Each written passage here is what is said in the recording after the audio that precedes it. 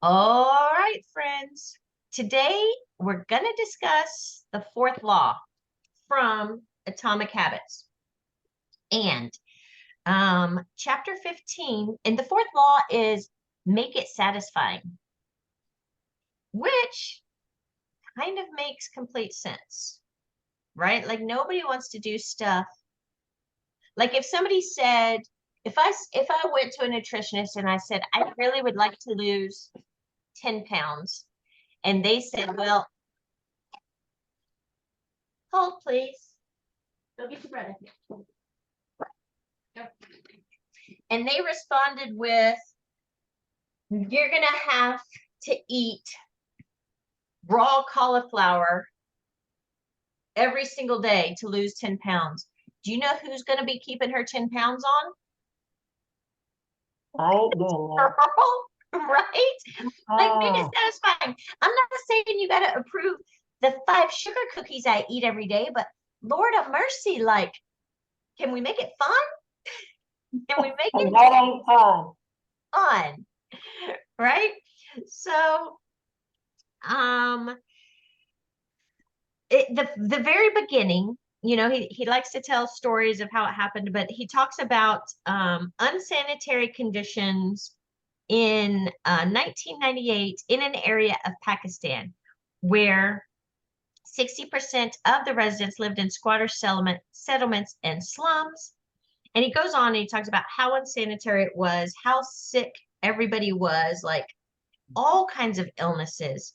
Um, and that and the doctors and whoever, they knew that like a lot of it, like if they wash their hands would make a big difference because they lived in such nasty settings. So if they wash their hands for food prep or before they ate or whatever, and they said everyone said hand washing was important, but very few people made a habit of it. The problem wasn't knowledge, the problem was consistency, which might be my favorite sentence when it comes to my Plexus business, connecting it of this whole law. The problem wasn't knowledge, the problem was consistency. Where is that sentence? Well, I'm on my Kindle. So it's a 1, 2, 3, 4, 5, the 6th paragraph from the very beginning. It's the last sentence. 6th paragraph begins, and yet, despite this knowledge, do you see it? Got it. Yep. Thank you. Okay, last sentence. The problem wasn't knowledge. The problem was consistency. Amen. Say it louder for the people in the back who can't get anything to happen in their Plexus business. That's all. Should we stop the recording now? I guess we got to figure out. Y'all go home. I got stuff to do. Okay, just kidding. But so what ended up happening is that this guy partnered with Procter & Gamble to give the whole neighborhood Safeguard soap. Suddenly, everybody, so it was a premium soap then to this area. Right. And it says, the study participants commonly mentioned how much they liked it. The soap foamed easily and people were able to lather their hands with suds. It smelled great. Instantly, hand washing became slightly more pleasurable. And so the goal was hand washing. But here is the remarkable thing, is that within months, the researchers saw a rapid shift in the health of children in the neighborhood. The rate of diarrhea fell by 52%, pneumonia by 48%, and impetigo, a bacterial skin infection, by 35%. The long-term effects were even better. Over 95% of the households who had been given the soap for free and encouraged to wash their hands had a hand washing station with soap and water available when our study team visited 6 years later. You guys, they started this fun little habit, gave them soap for free, and they weren't washing their hands like it just was fun. It smelled good. It bubbled, right? What kid doesn't love bubbles, right? Like, so that's an example of making it good. He goes on to talk about the Wrigley chewing gum and how chewing gum used to not have a flavor. And once Wrigley added flavor, then why would you chew gum if it didn't have a flavor? Ooh, I don't know. Honestly, No, I I chew spit it gum out as soon because as the I'm like, flavor's gone. yeah, I chew gum like because I've eaten a Whopper with onions and I'm about to talk to somebody. I'm like, I should probably do That would something. hit- Like, I should do something about what's happening in my mouth right now. I don't chew it because it's fun, but regardless, go down to it starts with stories. Paragraph starts with stories, and it says stories like these are evidence of the cardinal rule of behavior change. What is rewarded is repeated. What is Mhm. punished is avoided. You learn what to do in the future based on what you were rewarded for doing or punished for doing in the past. Positive emotions cultivate habits, negative emotions destroy them. So here we are. When people ghost you, if you in your mind consider that negative, you will be less likely to reach out to people tomorrow. Am I right? It's a Mhm. negative thing. But I'm going to throw in something that he's not talking about, and that is you get to decide how you feel about something that happened.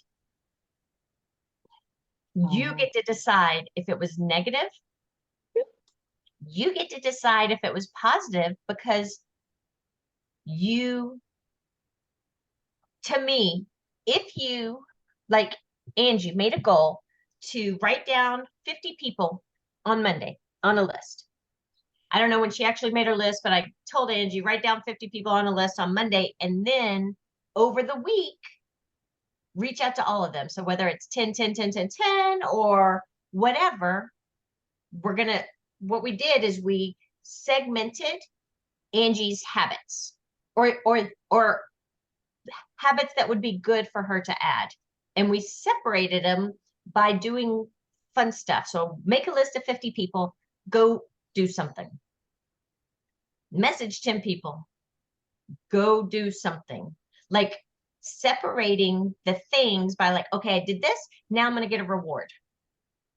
I'm not going to sit and stare at my computer and say, oh, are people messaging me? No, I'm going to go I'm going to step away. Right. So we didn't commit to sitting at your computer for 2 hours and doing the winning day. We segmented it and separated it by enjoyable things or something that brings rewards. Like I would not say laundry is enjoyable, but I will say over and over that I would rather do laundry than send messages to people. Okay. But it clears my mind. Everything's put away. It's clean. You know, and I'm like, I could send 5 messages or make my bed. I'm making my bed. Right. So do a task. And you know what that is? Habit stacking. Mhm. Mhm. Right.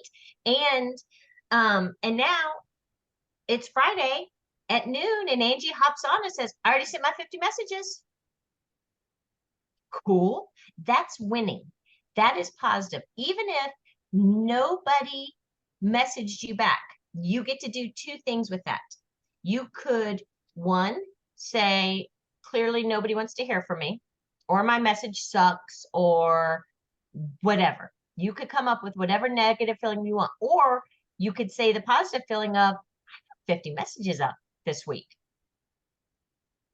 I accomplished my goal. I did exactly what I set out to do. And that's amazing. And when you do that repeatedly, consistently, right? Listen, 50 people a week. Do you know how many people that is? Let's say you message 50 people a week. Let me get my handy dandy calculator out that my math teacher told me I wouldn't have in my pocket all the time. That's 2,600 messages. What if you messaged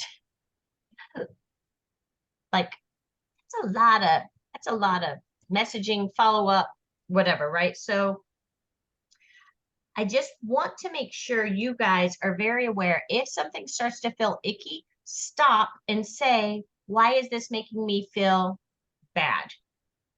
and then go backwards and go, oh, how else could I think about that? And come up with a way to think good about it. I mean, this does not apply if your dog died, okay? We are applying this to Lexus messaging. I just want to make that clear to people. I'm not telling you you can like talk yourself out of every negative thing, but so let's see. Does that make sense? And did that feel good to you, Angie? Like I don't even have a clue what your rate of people responding to, but do you feel good about just Yes, setting out to do what you said you would do? yes, I do. I love that. And when I have decided how I feel about the lack of responses, those were just not the right people. And is it fair to say you're a little out of practice messaging people? Yes. So what if you're just practicing? Yep. And what if for 2 weeks you practice, and then on this last week of the month, when you're sending your 150th message, all of a sudden, because now you've messaged 50 people before you even knew what the Black Friday deal was. You know what I'd be doing? Adding 50 more people to that message, and then on Monday you're messaging 100 people because the 50 you're following up with about the Black Friday. You know what I'm saying? Like, Yeah. it's a process. And, one thing Genevieve said in our strategy training was, she's not a fan of Project Broadcast, but she said, this is an instance where I would be sending something every few days. Like this 10 days is going to fly by, especially because people are busy with Thanksgiving and whatever. Like, this is going to be one of those. Like, I've already started getting Black Friday text messages from every company I order from. And you know what? They're going to be coming every day. Yep. And one day it's going to pop in when I'm sitting in my recliner and I'm gonna be like, oh, I do need to click on that and see what's for sale.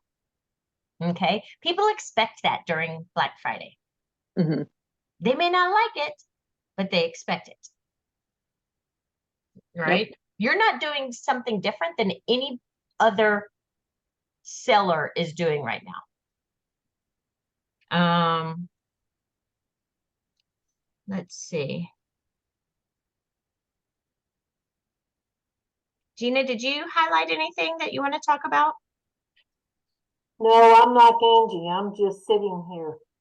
Perfect. I just didn't get a chance to. I didn't get a chance, and I didn't take a little chance that I might have had. You know what? I did it on Audible, so I haven't highlighted anything. So I'm trying to really just touch on things that I thought were really stood out to me. Again, that sentence stood out to me about consistency.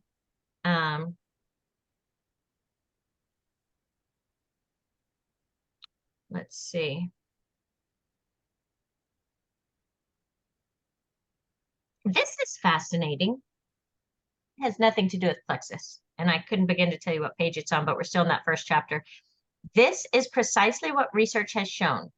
People who are better at delaying gratification have higher SAT scores, lower levels of substance abuse, lower likelihood of obesity, better responses to stress, and superior social skills. What if not hearing back from people you sent messages to is really just considered delayed gratification? Because that's a good way to look at it, because that's true. Yeah. That's really true. Because the more you send messages every day, it's like delayed gratification. It's going to hit. Either those people are going to finally bite, you're going to get better at your messaging, you're going to get, like, it's delayed gratification, like, because I know that the sales cycle is a solid 90-day sales cycle. Here's what I know. I'm hoping to sign a lot of people in the next 2 weeks with this deal. I also know that I'm going to send so many messages that my February is going to be gangbusters, because that's the 90-day sales cycle. I'm going to message people like crazy in November, December. Oh, January. January is going to go crazy. Which, guess what? No secret. What should be your biggest month if you're selling weight loss? January. You think it's an accident that we're doing this huge push in November when the sales cycle is scientifically proven to be a 90-day sales cycle? No. Never hadn't thought about that before. Hadn't thought about that before, but I don't think it's an accident. I don't think it's an accident. In the No, I past, hate that. in the past, we've pushed things right at the end of December. And guess what? Sometimes January is slow. Sometimes we're pushing it in November, y'all. By January, people are gonna be like, let's go. I've been watching you for 3 months. Let's go.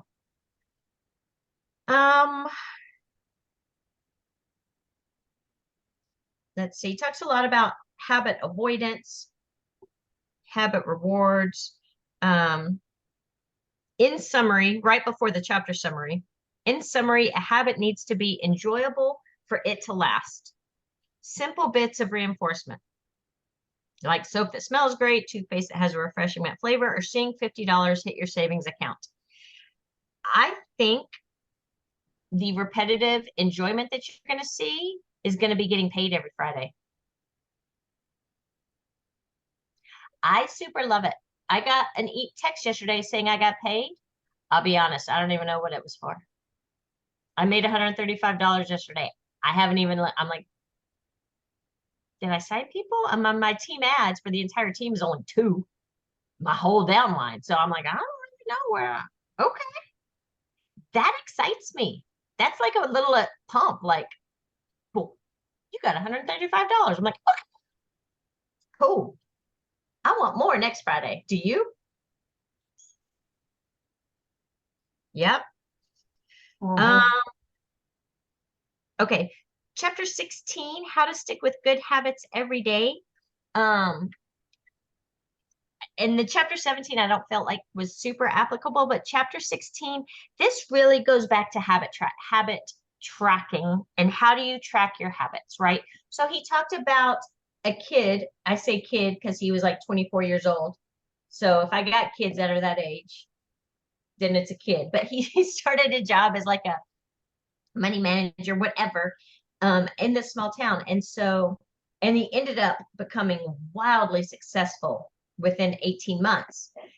And what he did is he started every day with 2 jars on his desk with 120 paper clips. And every time he made a phone call, whether they answered or not, whether they joined, like whatever, he moved a paper clip. And every day he moved 120 paper clips to the jar. And then the next day they went back to the jar. That is a very visual, right? Like even if, okay, this might be ridiculous, but let's say I have a goal of sending 10 messages a day. What if I put 10 hair ties on my wrist? And every time I sent a message, I got to take a hair tie off. Like the longer, because I keep hair ties on my wrist, especially when my hair is down because it doesn't stay down very long and it has to go back in a ponytail, right? Eventually, like when I first put it on, it doesn't bother me. But y'all, after a couple hours, it starts to like where I'm like messing with it because it's like been tight on my wrist, whatever. What if I have 10 of them on there, it's going to be tight. It's going to annoy me. What if every time I sent a message, took a hair tie off? That is something I see. That is a constant reminder that I need to send 10 messages. Again, I just made that up. Like, what is it? I don't know what it is. I don't know what it is that would help you be reminded. For overall goals, I've shared this with you guys before, but I stopped. But I need to make a new one. But for daily goals, right? And I can send you this blank one, and there's lots of different ones, but here is where I write the thing that I want to do. And if I've done it that day, I mark it off. So I have winning day, read my scriptures, 10 pages of nonfiction, gallon of water, workout, fruit and vegetables, right? So it's just things that I want to get done. And then I mark. And something he talks about is never skipping a habit for more than one day and how critical that is. regardless, like, listen, I'm not sending 120 messages a day, but back in that day, 1993, they weren't Googling. I know because I was in college. I had a word processor, right? Like 1993, they were not getting like leads lists. You know what they were doing? Phone book. Mm-hmm. My husband was in sales. He sold side view mirrors for cars to body shops. That's all he sold. And he would fly all over the country, a new area every single week. He'd land on Monday. He would go to the hotel. And here was his strategy. He would open the phone book to anything automotive, and anybody that had a ad, he felt like they had enough money that they could buy product from him. And he would drive all over with his MapQuest to the places, like that was what sales was, right? So That's in right. 1993, this kid Yes. for sure had a phone book open, and he's like 120 phone calls. It looks different to us today, but also the same. We're It just is the same. are who we're going to message from social media. Mhm. And so then it's deciding how many people you want to message and how do you want to track that.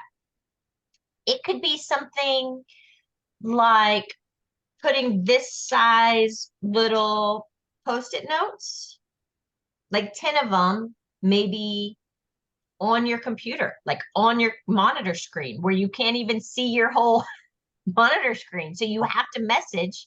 If you promise yourself, you get to take one off every time you send a message. And then guess what? You can see your whole screen. Again, I made that up. It's for pretend. I don't know what Great. will work for you. It's great.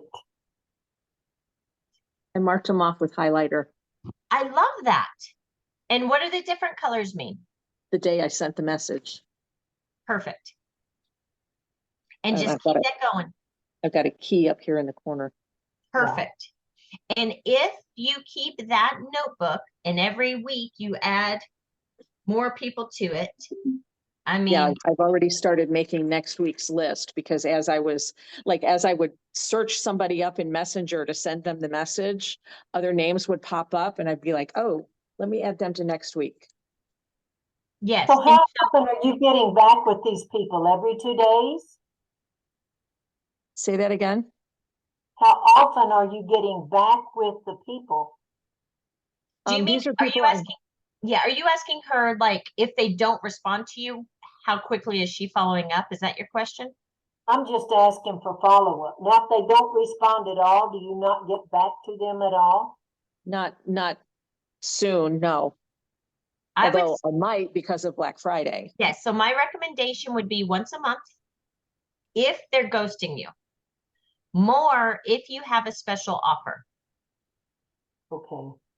So she should send all of them another message on Monday. She should send another message on Friday saying, I hope that you had a wonderful Thanksgiving, maybe nothing about Plexus, but now you have your list of people you're communicating with. So send a Thanksgiving message. Hope you had a great Thanksgiving. Did you find anything awesome at the Black Friday sales? Like literally just a communication. Mhm.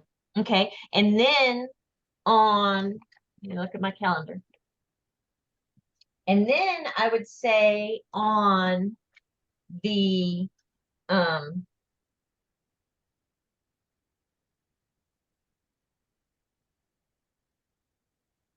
Tuesday, on Tuesday, Monday or Tuesday, the 27th or 28th, I would send another message saying, just found out that my company is going to be doing a big reset challenge, and they're going to be giving away lots of prizes and cash money for anybody that participates. If we get your order in today, you will have it in time. So that is 3 messages in 8 days, but I feel like they are all relevant. What do you think? I think it's great. I know this is an elementary question and I apologize for being so elementary. No, Will please that do. be kind of lined out in the goal diggers? Or we just use our head as to which ones we're gonna use? I am writing it down right now so I don't forget to create that. I'm going to create a timeline of what I think, what my suggested messages would be, like private messages would be Right, on a given day.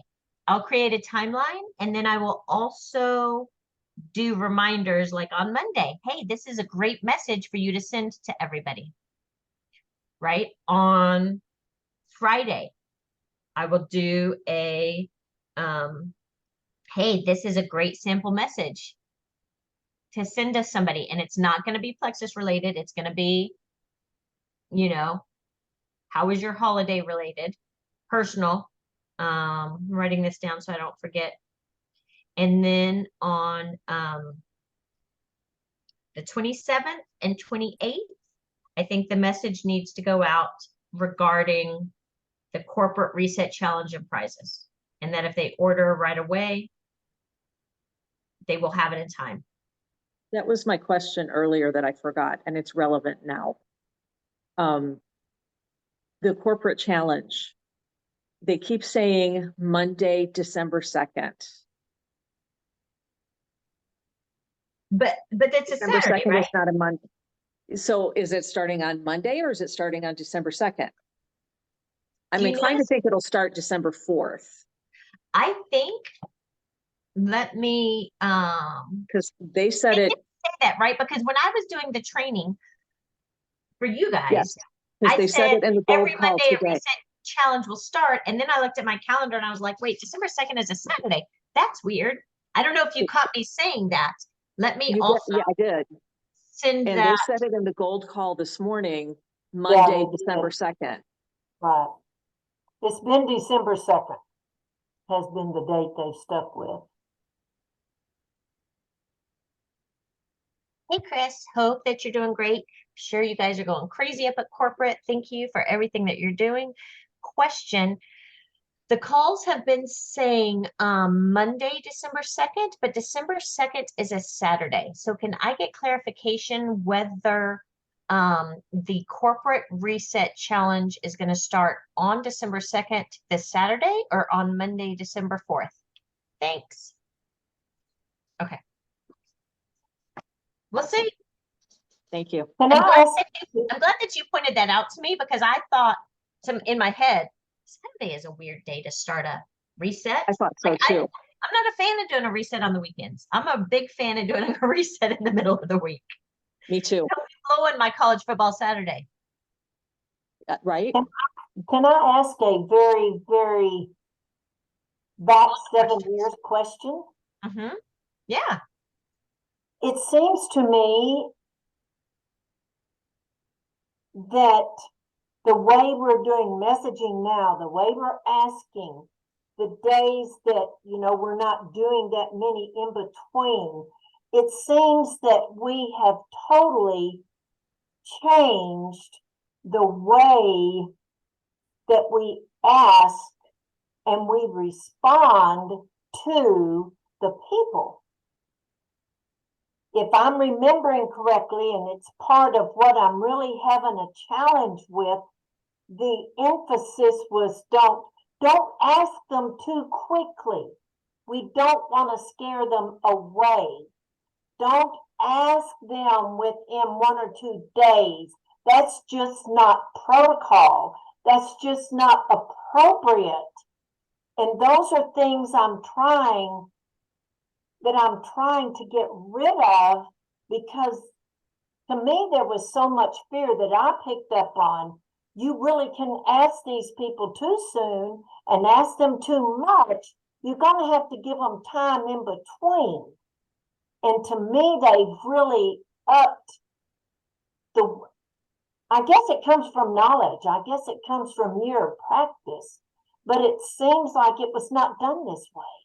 It was not. It was not done this way. Here is, in my opinion, the timeline, not the timeline, but kind of the progression. And I think if you can see it as a progression to where we've gotten to, maybe that will help you. And think of Right. it as like, I don't know, when I grew up, we didn't have a dishwasher, right? So I had to wash the dishes because you didn't have a dishwasher. Now we have progressed. Every house has a dishwasher. You throw them in the dishwasher. I mean, still to this day, my mom and mother-in-law wash every dish before they put it in a dishwasher. I'm like, what That's a a waste of learned time. behavior as It's well. the behavior. And they wrinkle their nose when they're at my house because I just put everything in dirty. And guess what? It all comes out clean, right? So progression. That's a real Okay, life that's a good progression. word. Okay. Because you all have been around like as long as me, right? Like a long time. Mhm. And in the beginning, social media was really not used to sell things, period. And Right. so to reach out to try to sell something to somebody, a cold message, was considered abrasive and tacky and a Yes. misuse of social media, right? Because the belief was that social media was used to build relationships, connect with people you haven't seen since high school, stalk old boyfriends, whatever it was. We've all done Right. it. We've all done it, right? So that's what it was used for. And so it was very much taught to use messaging to build relationships, get connected to them again, and hope that they ask, what are you doing these days? And you can say,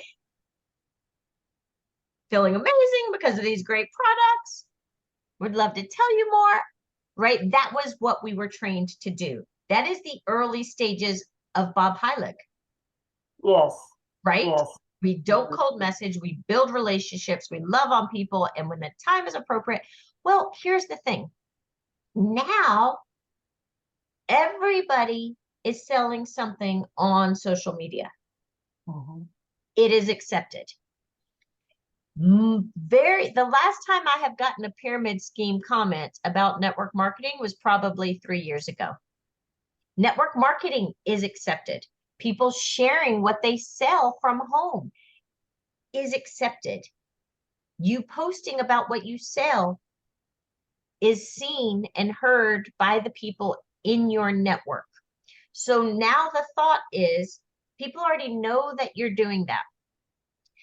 And people are busy. People are busier now than they have ever been before, even if 2 hours of their busy is because they're thumbing on social media, right? We still feel busier. We still feel fast paced. I don't have time.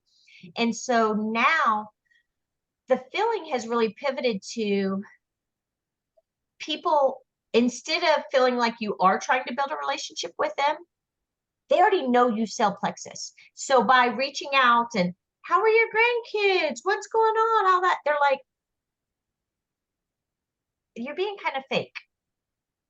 Just Right. ask me what you want to ask me. I don't have time to answer your questions that I really don't think you want to know. Because when people send me a message like that, how are you? I love following you on social media. How's everything going? You know what the first thing I do is? I go to their profile and I look to see what they're selling.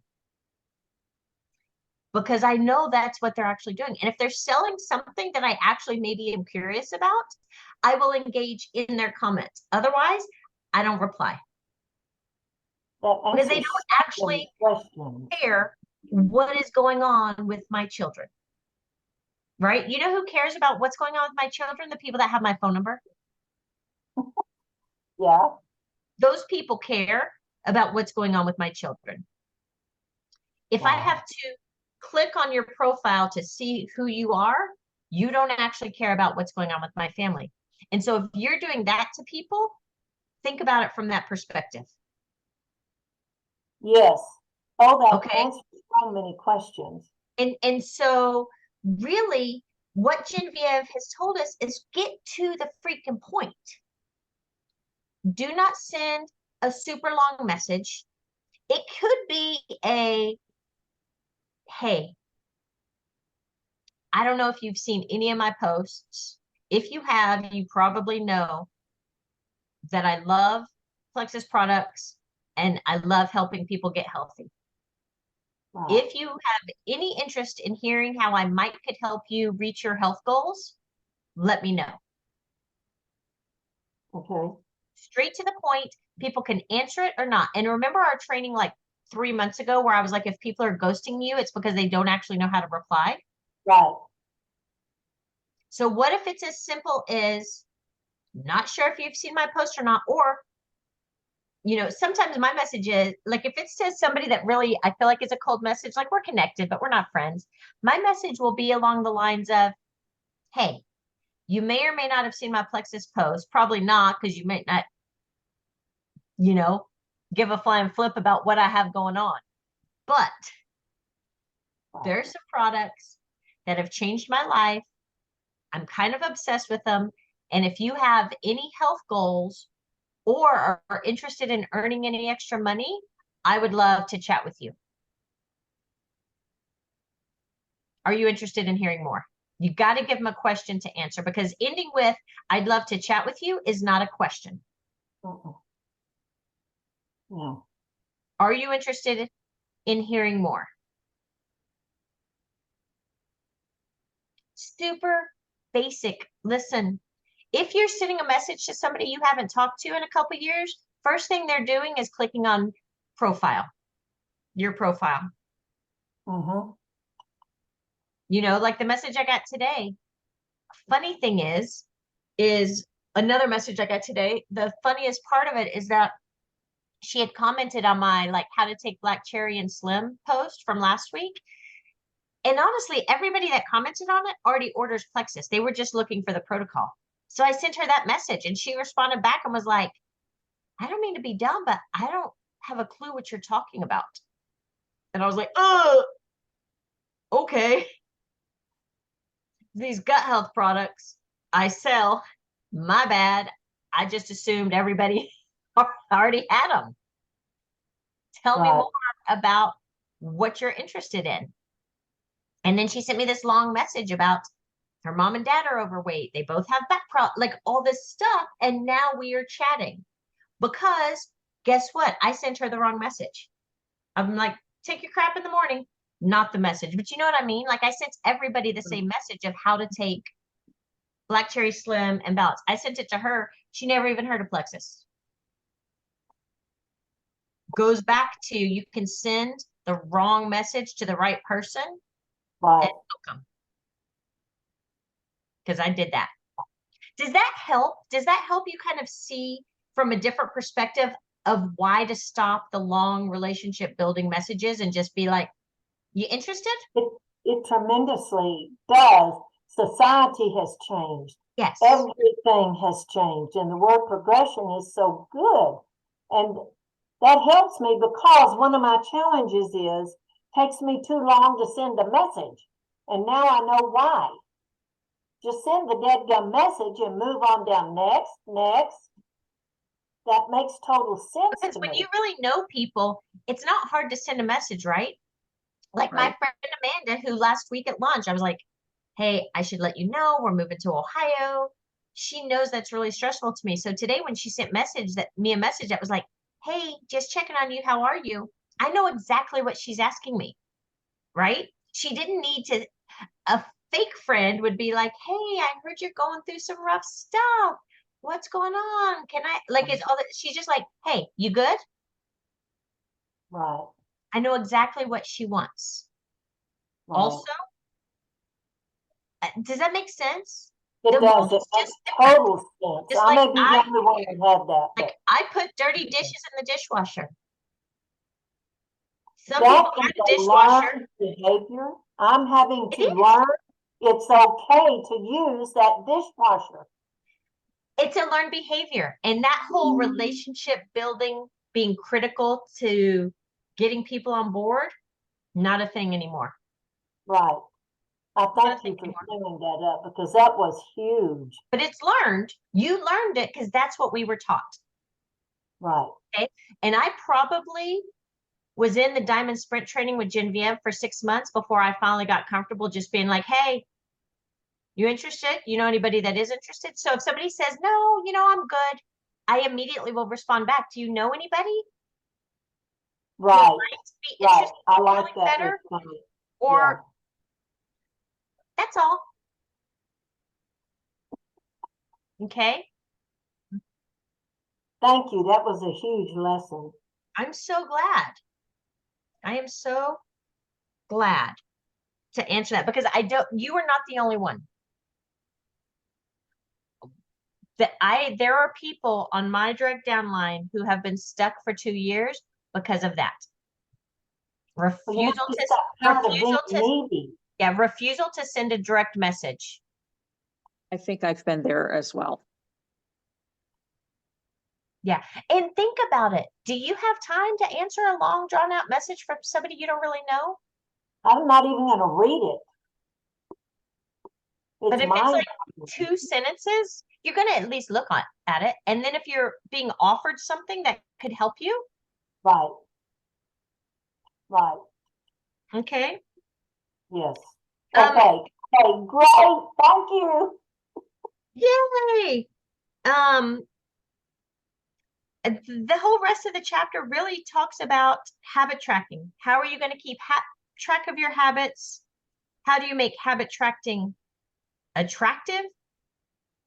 Habit tracking is satisfying. I do agree that habit tracking is satisfying because when I miss like 4 days in a row, I took this off of my refrigerator and it is in this thing. Hold on, let me show you what it looks like when I look at it on my desk. You can't tell I stopped tracking habits because I can't see it. This is avoiding pain. Okay. Okay, so what does it look like to you? I don't know. Right. I don't know. That's just what we have to figure out. You have to figure out. But he said, in summary, habit tracking creates a visual cue that can remind you to act. So again, Lord of mercy, I'm about to go put 10 or 20 hair ties on my wrist. I really like that idea for me. Whether it's Post-its on your screen, twist ties, I don't care. If you got like clothes hangers, when you go to bridal showers and you got to put a clothes hanger on, but if you say the word baby, somebody gets to steal your clothes hanger. Hang clothes hangers to the bottom of your shirt. That's going to be awkward. How quick are you going to 10 messages to get those clothes hangers off your shirt? I don't know what it looks like. Doing that. But it says, make it visual, make it inherently motivating because you see the progress you are making and don't want to lose it. Absolutely. And then number 3, feel satisfying whenever you record another successful instance of your habit. And that's where this felt awesome for a few days. Look at how cool I am. Oh, and then I didn't eat my fruits and vegetables. Oh, I didn't do my winning day. Like, that didn't feel good. So I took it away. Guess who's making a new one today? This girl. I commend you. That's an intricate thing to do on your computer. Is that a program? If you put habit tracker in Google, it comes with all kinds of different ones. And when I used to, during COVID, when I was doing a lot of life coaching, I had like 3 different designs of habit trackers that I would send to people and make them do it as a part of what we were coaching. So if you put into Google habit tracker, or if you shoot me a message and you want me to send you, I still have them all saved, multiple different designs, and you can print whichever one you like. I just think that's pretty. It's got flowers. Please send. Send it to you. Habit. Yes, please. Yes. Yes, please. I have a printer. All right. It's on my list. You may be wondering if habit tracking is so useful, why have I waited so long to talk about it? And he really just talks about how, like, basically not throwing too much at us. Like, it's hard enough to come up with habits and make habits, but then to tell, because habit tracking is also a habit. Okay. So now we are habit stacking. When we do the habit, we record the habit. So we are now stacking habits, right? It's like when you keep a food log or a exercise log or a 10,000 steps log, whatever it is. Let's see.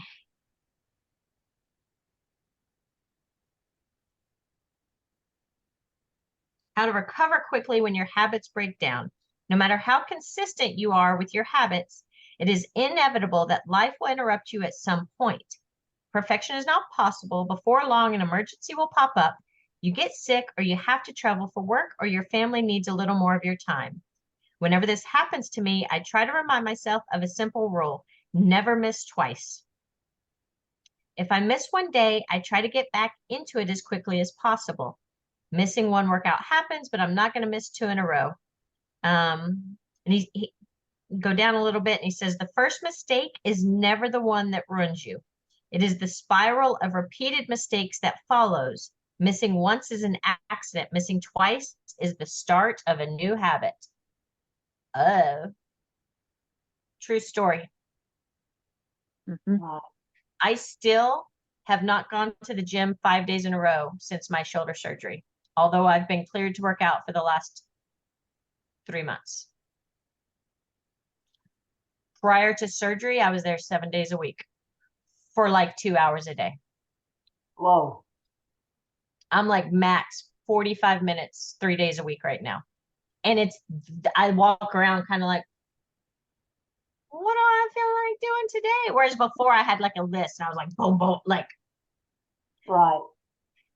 because I am so out of the habit of going to the gym every day. If you get out of the habit of messaging people every Yes. day, it is so easy to stay off of habit. So that's where this comes in handy. The only thing I would say is Genevieve recommends taking 2 days off of Plexus. They do not, 2 consecutive days off of Plexus a week. Now, there are exceptions. Huge sales, end of the month. You know what I'm saying? So, Mhm. because if you do it 7 days a week, you're going to burn out. I'm not trying to burn you out. Okay. So keep that in mind. Like even engineers who build World Trade Centers take time off work. Okay. Right. But if it's scheduled in, that is not a loss of habit. You have a habit of taking 2 days off work a week. Okay. So, and maybe if you do something like this, you do a big rectangle of pre-do, like let's say you started on Monday. So for 5 days, you're going to do winning day. And maybe you in advance highlight like 6 and 7 in pink or something. And that means that scheduled your day off. Okay. I don't know what that looks like. I don't know. Figure it out Right. for what feels comfortable to you. But I do think you need to take, there's no Plexus emergency. Nobody's going to die. Nobody's going to all of a sudden find somebody new to order Plexus from. Okay. Right. Now, if you don't answer them in a week, they're over. They've done ordered Isagenix or Thrive, right? Right. They're probably not finding another Plexus person because they're like, is this how Plexus treats their people? But sometimes if somebody messaged me on a Saturday, I will reply back, hey, I'm super busy with my family right now. Is it okay if I get back to you on Monday? Now they know. Right. Also, what I'm showing them is I am not a slave to my phone when I sell Plexus. So now when I'm asking them if they want to share Plexus, if they have an experience of being told, hey, I'll get back to you in a day or 2 days, guess what Right. that feels like to them? That feels doable. Do you know what's not attractive to them? Feeling like if they sell Plexus, they have to do it just like you and respond in 30 seconds to everything they say. Have you ever Right. thought of it from that perspective? Right. It won't work. It doesn't work for us. Yeah, just different perspectives, just things to consider. Like if you ever feel bad, like supposed to not be working today. Again, unless it's end of the month or big sale day or whatever, right? Don't be afraid to say, got a lot going on. I saw your message. Is it okay if I get back to you on blah or tonight? Don't be afraid to do that, because you are teaching them that there is time freedom in selling Plexus. Okay, right, that makes sense. Okay. Okay.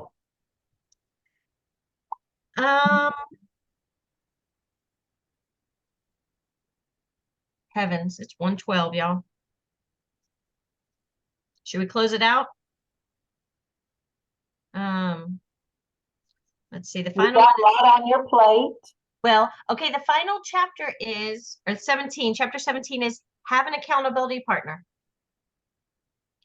Go through that chapter and you might find some quotes to use when your friend Susie orders on Monday and gets a free reset.